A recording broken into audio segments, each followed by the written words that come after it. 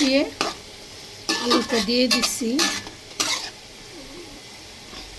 চিকন চিকন করে আলু কাটছি তো,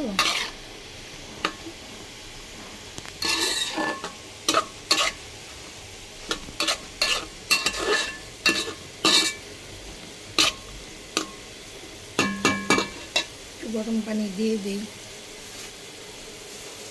আমি সবসময় রান্নায় গরম পানি ব্যবহার করি।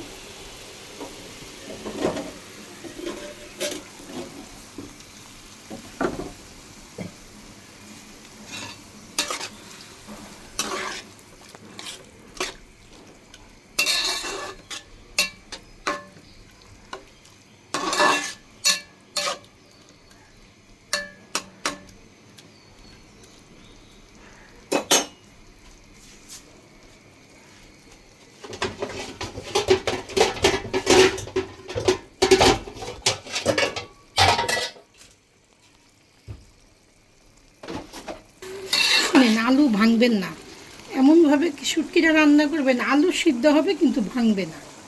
এভাবে ছড়ানো কড়াইতে রান্না করবেন, দেখবেন খেতে অনেক ভালো লাগে। ভিডিওটা অনেক বড় হয়ে যাচ্ছে।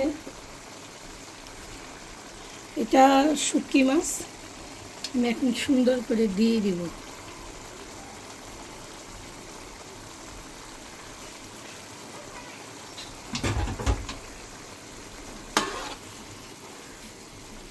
এই যে একটু শাক বাটা দিছি,